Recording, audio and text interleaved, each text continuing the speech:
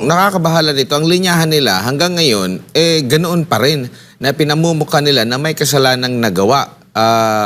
Kumbaga ano ang impression na maihahatid nito sa taong bayan na okay na lang pala na hindi magsampa ng kaso, okay na lang pala na hindi kakasuhan, ihabla, dahil pwede mo namang sabihin at igiit na meron niyang kasalanang ginawa. Basta ako naniniwala na may kasalanang ginawa. Same sila ng linyahan, itong mga makakaliwang grupo na ito na sinasabi mga human rights advocate at pati ditong si Senador Risa Hontiveros. The way siya mag-handle ng kanyang hearing na dapat ay patas, no?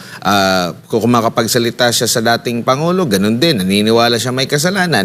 Dito sa pagdinig din kay Pastor Apollo Sikibuloy, ganun din. Hindi pa nga napapatunayan. Yung iba pa nga, hindi pa nga nakasampa ng kaso. Kaya nga sabi ni Pastor, magsampa na lang ng kaso. Pero ganun pa rin. Correct. Same sila ng linyahan. Ito, delikado ito pag ganito ang umiiral, Sir Jay. Mabuti na lang matalino ang Pilipino. Kaya halos wala nang naniniwala sa kanila eh. Alam mo, naniniwala na lang kay Risa. Yun na lang, yun mga dalawang babae na sa likod niya na sumusubo sa kanya ng mga questions. Dahil wala naman talagang alam si Risa eh.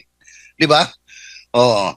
At saka maganda yung bagong desisyon ng Supreme Court. Kahit tawagin mong bobo, tanga si Risa ngayon, hindi kanya pwedeng kasuhan because the decision of the Supreme Court is you cannot accuse somebody slander kung kinukwestiyon niya yung performance mo bilang opisyal ng gobyerno, halal man o appointed. Now, going back doon sa sinabi, si Risa, she's simply parroting the line of Jose Maria Sison eh.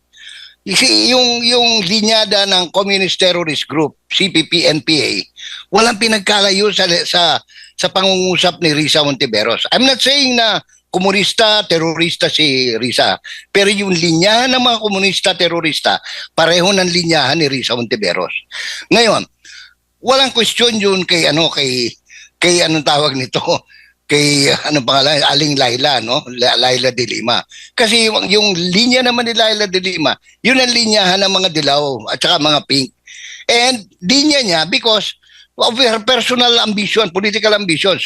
Gusto niya makabalik sa Senado. Ngayon, nasa Pilipino yan kung ibabalik siya, no? Pero yan ang totoo. Walang ibang intensyon yan. She wants to be elected again as senators, no? Ngayon, tayong mga Pilipino, nasa atin yan. Kung maniniwala tayo, malalaman natin yan sa resulta ng eleksyon. Kapag inihalal si Laila de Lima ng taong bayan, no? Walang dapat sisihin ng taong bayan kundi sarili nila. Ngayon, hindi naman kandidato si Risa, pero si Risa nagpe-prepare sa 2028. Bukod doon, iba yung gusto pa rin mangyari lang, halos kinakampanya niya yung linyada ng Makabayan Group at saka ng grupo nila Chel Diokno, no? Mabuti na lang. Ako no pun intended kay Chel Diokno, no? Kaibigan ko 'yan.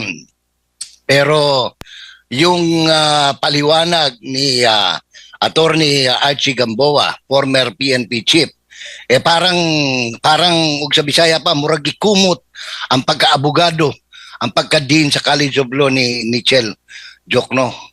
Parang sinabi niya, 16 o 6 na beses inuulit dyan sa provision ng mga binabanggit mong mga batas. Hindi mo pa rin naintindihan? Anong klaseng meron ka? Kung saya, Batanggen nyo pa, ay siya. Ay kung hindi mo naintindihan yan, ay para kang ulaga. Di ba?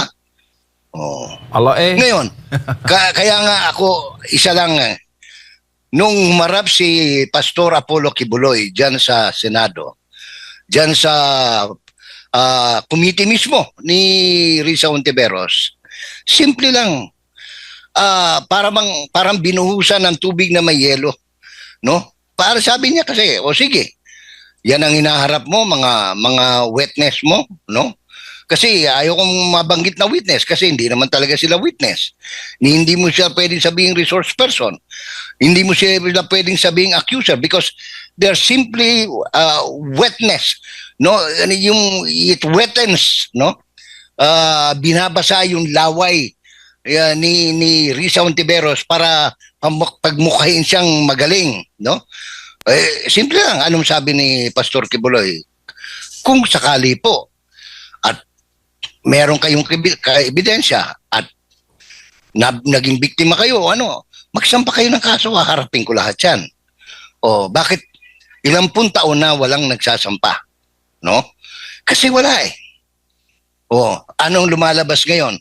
Pati yung ano, pati yung dinala nila General Torre at saka ni Colonel, ano pangalan nung Colonel na City Police Chief ng Davao City?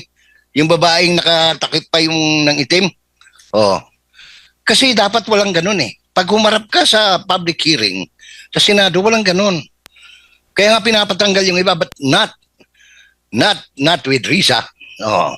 Kasi hindi nila mailabas ng totoo. Oo. Kaya simple lang. Kaya ako, ngayon, lumalabas. Sasabihin mo, paharapin uli. Kaya nga sinabi nga ni Presidente, no? Ni Mayor Digong, sabi niya, tapusin natin kahit magdamag. Dahil unang-una, hindi naman. Alam mo, yan pang isang pagkakamali ng Senado, ha? Dapat pag nag-imbita sila ng resource person, ginagastusan nila yan because they have funds, no? Kaya nga meron silang 3 million each, no? Para sa legislative research, and that's part of legislative research in aid of legislation. O, kinakailangan silang gumastos ng pamasahe, hotel, pagkain, lahat, sasakyan, hotel transfer. Kaya tama si Presidente. Kaya sabihin mo, kailangan pa bang imbitahan? I don't think so. In the first place, gusto ko lang samantalahin din ng pagkakataon, no? Pasadong-pasado yung pag-conduct ni Coco.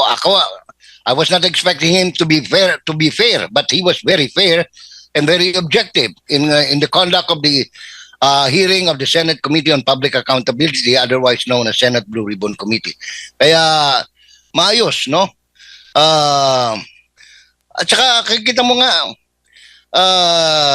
si Senator Jingo Estrada mismo, he did well also when he kept on asking Miss De Lima, no?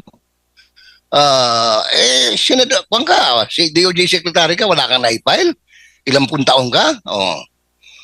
Alam mo, yung ganun kasimple, no? Hindi na ito panahon ng puro tayo dada, no?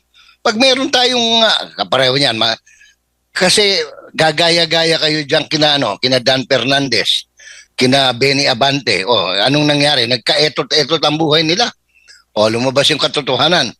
Kasi yung kapitbahay ko yun si Colonel, anong pangalan yun? Grijaldo, si Hector. Oo. Kahit na mahirap silang pamilya, dito kilalang-kilala yung pamilya niyan. Very honest, very humble.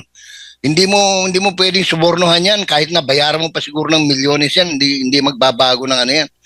Pag-uugali dahil mulat sa pool, ganyan na siya. Can you imagine, for him to be very decisive, and be very brave in telling the truth. Despite the fact, may 4 na taon pa yan PNP graduate yan. Kung saan, nag-lecture din nung araw dyan.